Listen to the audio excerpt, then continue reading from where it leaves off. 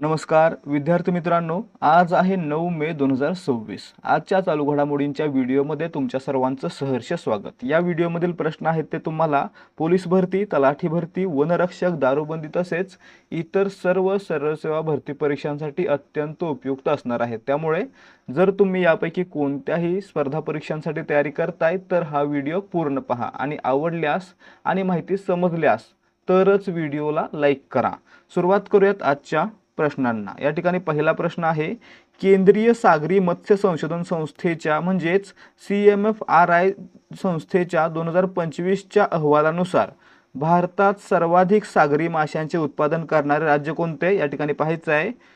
CMFRIच्या अहवालानुसार भारतामध्ये तामिळनाडू हे राज्य सागरी मासेमारीमध्ये प्रथम क्रमांकावर आहे. म्हणजे आपलं उत्तर पर्याय बी असणार आहे. पुढचा प्रश्न, प्रश्न क्रमांक 2, सागरी माशांच्या उत्पादनात तामिळनाडू पाठोपाठ भारतात दुसऱ्या क्रमांकावर कोणते राज्य आहे? आता मित्रांनो या ठिकाणी पाहायचं सर्वात महत्त्वाचा प्रश्न आहे, भारतातील कोणत्या राज्याला सर्वाधिक लांबीचा समुद्र किनारा लाभलेला आहे? तर ते राज्य आहे गुजरात. आणि मित्रांनो सागरी मासेमारीमध्ये तामिळनाडूनंतर दुसऱ्या क्रमांकाला कोणतं राज्य आहे? तर हे गुजरातच आहे. म्हणजे आपलं उत्तर पर्याय सी असणार आहे. पहिल्या क्रमांकाला तामिळनाडू, दुसऱ्या क्रमांकाला आहे गुजरात. पुढे पहा, प्रश्न क्रमांक 3, नीती आयोगाने नुकतेच कोणते नवीन पोर्टल सुरू केलेले आहे? या ठिकाणी पाहायचं आहे, नुकतंच नीती आयोगानं केंद्रीय प्रभारी अधिकारी म्हणजे CPO पोर्टल सुरू केलेला आहे. म्हणजे आपलं उत्तर असणार आहे पर्याय बी. त्यासोबतच पाहायचं आहे, उद्गम पोर्टल कोणी सुरू केलेला आहे? तर RBIनं सुरू केलेला आहे. त्यावर देखील पुढे प्रश्न असणार आहे. पुढे पहा, प्रश्न क्रमांक 4, संयुक्त कमांडर्स परिषदेची 2026ची दुसरी आवृत्ती कोठे आयोजित करण्यात आली होती? या ठिकाणी पाहायचं, संयुक्त कमांडर्स परिषद म्हणजेच भारतीय स्थलसेना, वायुसेना आणि नौसेना या तिघांची संयुक्त बैठक, संयुक्त परिषद आहे ती राजस्थानमधील जयपूर या ठिकाणी आयोजित करण्यात आली होती. म्हणजे आपलं उत्तर पर्याय सी असणार आहे. आणि मित्रांनो यामध्ये या तिन्ही दलांचे महत्त्वाचे प्रमुख व्यक्ती आणि देशाचे संरक्षण मंत्री उपस्थित होते. ठीक आहे. कुठे भरली ही? JCC 2026 राजस्थानमधील जयपूर.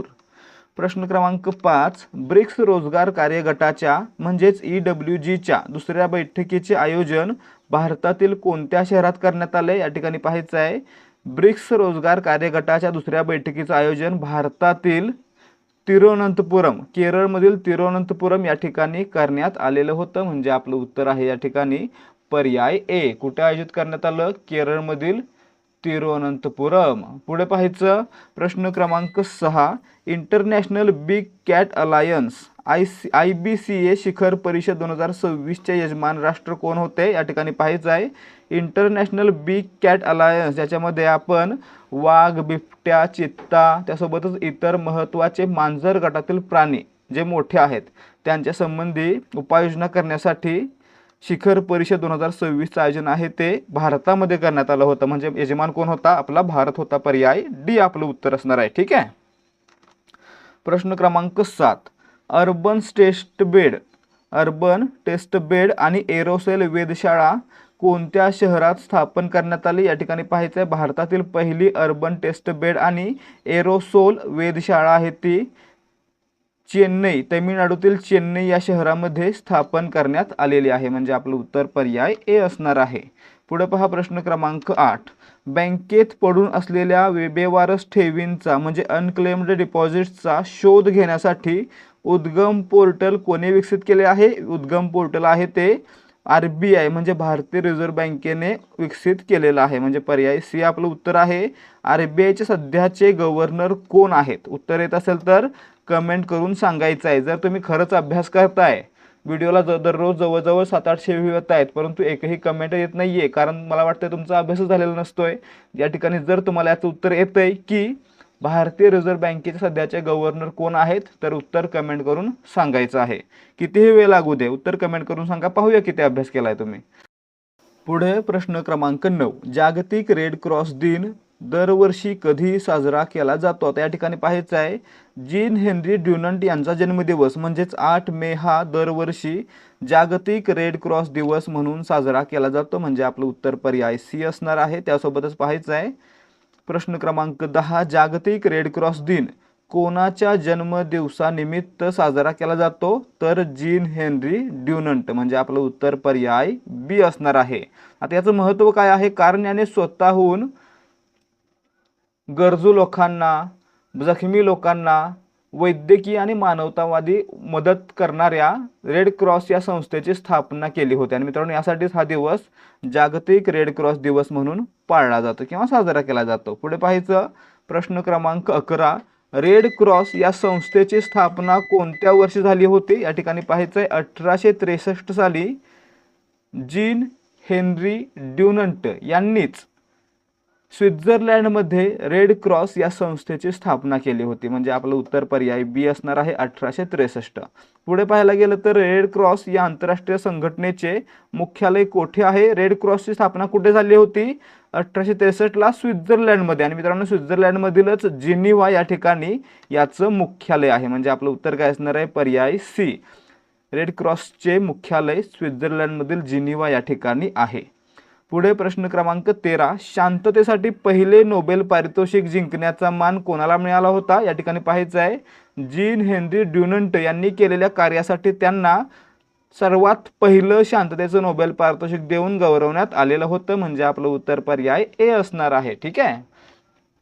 जर आपण पाहायला गेलं की हे कधी दिलं गेलं होतं, तर 1901 साली पहिलं नोबेल पारितोषिक जीन हेनरी ड्युनंट यांना देण्यात आलं. कोणत्या विषयासाठी?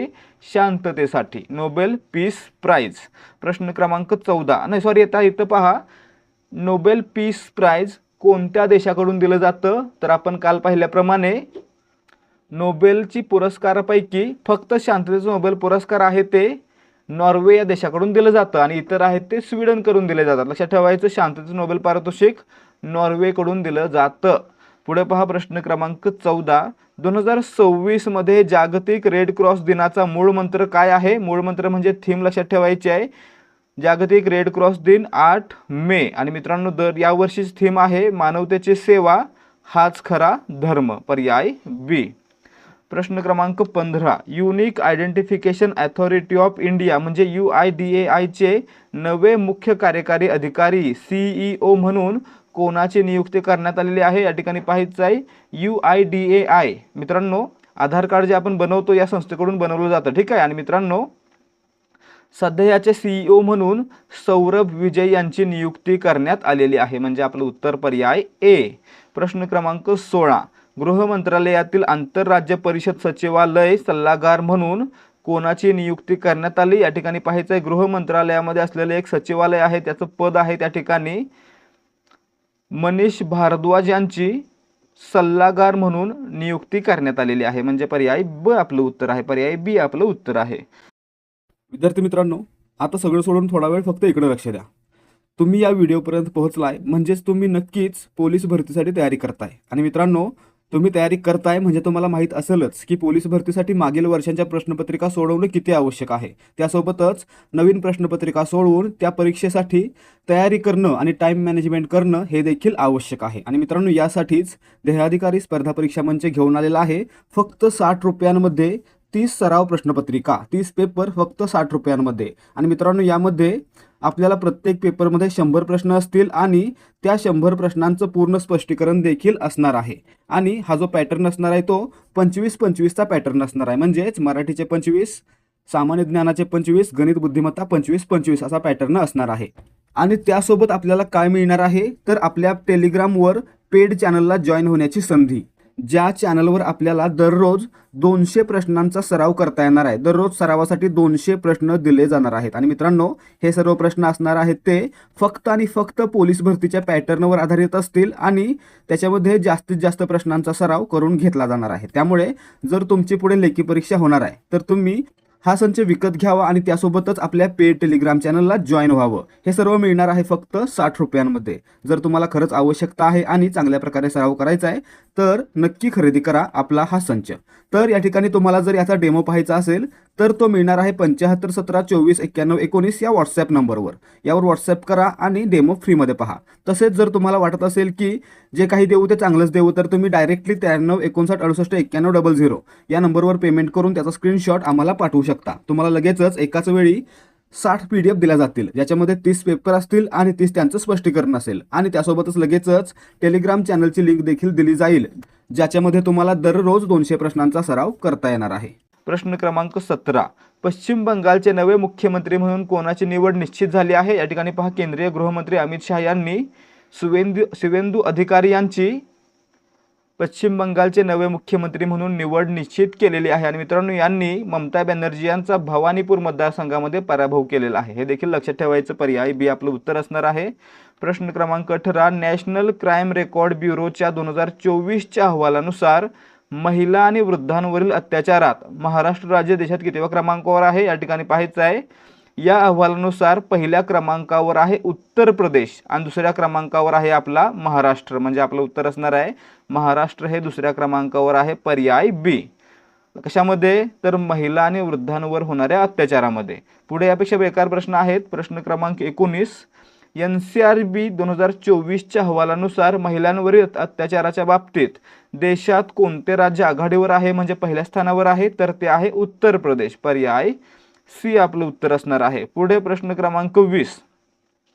2024च्या NCRB अहवालानुसार बलात्कार करून हत्या करण्याच्या गुन्ह्यांमध्ये कोणते राज्य पहिल्या स्थानी आहे? या ठिकाणी पहा, यामध्ये म्हणजे बलात्कार करून हत्या करण्यामध्ये राजस्थान हे राज्य पहिल्या क्रमांकावर आहे आणि आपलं महाराष्ट्र याच्यामध्ये दुसऱ्या क्रमांकावर आहे.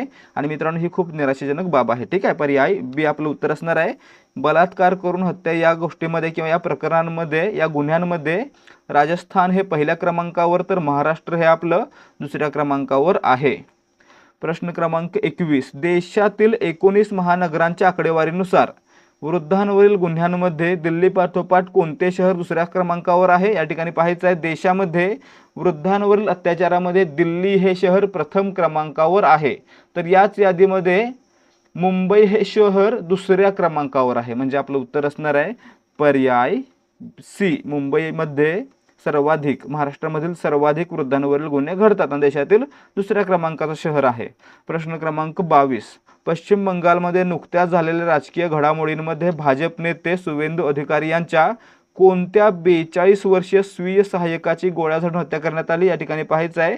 नुकतीच पश्चिम बंगालमध्ये शुवेंदू अधिकारी यांचे स्वीय सहाय्यक म्हणजे PA यांची चंद्रनाथ रथ यांची गोळ्या झाडून हत्या करण्यात आली. कोण होते PA? चंद्रनाथ रथ. पर्याय बी आपलं उत्तर असणार आहे. प्रश्न महत्त्वाचा आहे, कारण या ठिकाणी मित्रांनो अशा प्रकारच्या घटना क्वचितच घडत असतात की एखादा नेता एखाद्या ठिकाणी राज्यामध्ये सरकार बदललं आणि सरकार बदलल्यानंतर सरकारमधीलच काही व्यक्तींची हत्या होते किंवा सरकारसोबत असलेल्या काही व्यक्तींची हत्या होते. अशा गोष्टी क्वचित घडतात आणि मित्रांनो त्यामुळे या ठिकाणी हा प्रश्न महत्त्वाचा येऊ शकतोय. प्रश्न क्रमांक 23. व्हिएतनामचा कोणता मोठा उद्योग समूह महाराष्ट्रामध्ये 6.5 अब्ज डॉलर्सची गुंतवणूक करणार आहे? मित्रांनो, व्हिएतनाममधील विन ग्रुप महाराष्ट्रामध्ये 6 अब्ज डॉलर म्हणजे जवळजवळ 54,000 कोटी रुपयांची गुंतवणूक करणार आहे. म्हणजे आपलं उत्तर या ठिकाणी असणार आहे पर्याय बी. Win group Vietnam. प्रश्न क्रमांक 24. विन ग्रुपच्या गुंतवणुकीच्या पार्श्वभूमीवर इंडिया व्हिएतनाम बिझनेस फोरममध्ये कोणत्या 2 शहरादरम्यान थेट हवाई सेवेचा प्रस्ताव मांडण्यात आला? मित्रांनो, महाराष्ट्रातील छत्रपती संभाजीनगर ते व्हिएतनाममधील हो ची मिन सिटी यांच्यामध्ये थेट हवाई सेवा सुरू करण्यासाठी प्रस्ताव मांडण्यात आलेला आहे. म्हणजे पर्याय सी आपलं उत्तर असणार आहे. प्रश्न क्रमांक 25. महाराष्ट्र आणि व्हिएतनाममधील व्यापार वाढवण्यासाठी भारताचे कोणते नेते नुकतेच व्हिएतनामचे राष्ट्राध्यक्ष तो लाम यांना भेटले? आता प्रश्न येऊ शकतो, व्हिएतनामचे राष्ट्राध्यक्ष कोण आहेत? तर त्यांचं नाव आहे तो लाम आणि यांची भेट घेतलेली आहे महाराष्ट्राचे मुख्यमंत्री देवेंद्र फडणवीस यांनी. म्हणजे आपलं उत्तर पर्याय सी असणार आहे. पुढे प्रश्न क्रमांक 26. NCRB 2024च्या आकडेवारीनुसार महाराष्ट्रात महिलांवरील अत्याचाराचे किती गुन्हे नोंदवले गेले आहेत? या ठिकाणी पाहायचं, सर्वाधिक उत्तर प्रदेशमध्ये 66,398 गुन्हे नोंदवले गेले आणि महाराष्ट्रामध्ये 47,954 इतके गुन्हे नोंदवले गेले. म्हणजे आपलं उत्तर पर्याय सी असणार आहे. आणि मित्रांनो, यामध्ये दोषसिद्धी सुद्धा अत्यंत वरच्या स्थानावर आहे. ठीक आहे, दोषसिद्धी पण जास्त होत आहे, परंतु अजून वाढवली जाणे गरजेचं आहे. प्रश्न क्रमांक 27. NCRB अहवालानुसार महाराष्ट्राचा महिलांवरील गुन्ह्यातील दोषसिद्धी दर म्हणजे कन्व्हिक्शन रेट किती आहे? आता या ठिकाणी पाहायचं आहे, एखाद्या गुन्ह्यामध्ये महिलांवर अत्याचार झाला तर त्यामध्ये दोष सिद्ध होणे आणि गुन्हेगाराला शिक्षा होणे अशा प्रकारचे किती टक्के शक्यता आहे, तर किती टक्के गुन्ह्यामध्ये अशा गोष्टी घडलेल्या आहेत, तर 79.5% लक्षात ठेवायचं आहे. या ठिकाणी जर 100 गुन्हे झाले तर त्यापैकी 79.5 गुन्हे सिद्ध होत आहेत. ठीक आहे, म्हणजे आपलं उत्तर पर्याय सी असणार आहे. आणि काही ठिकाणी मित्रांनो याचा गैरवापर देखील होऊ शकतो, परंतु याचं प्रमाण वाढवणं निश्चितच गरजेचं आहे. कारण अशा प्रकारची आता परिस्थिती सुरू आहे की जेणेकरून जे व्यक्ती अशा प्रकारचे गुन्हे करतायत त्यांच्यावर अशी कारवाई करण्यात यावी की पुढच्या व्यक्तीचं अंक कापलं पाहिजे अशा गोष्टी करताना. तर मित्रांनो या ठिकाणी आपले आजचे प्रश्न समाप्त होत आहेत. आणि आजचे प्रश्न जर तुम्हाला आवडले असतील आणि त्यांचं स्पष्टीकरण समजलं असेल तर व्हिडिओला लाईक करा आणि अशाच प्रकारचे व्हिडिओ पाहण्यासाठी आपल्या चॅनलला सबस्क्राईब करा. भेटूयात पुढच्या भागामध्ये. जय हिंद, जय भारत आणि जय महाराष्ट्र.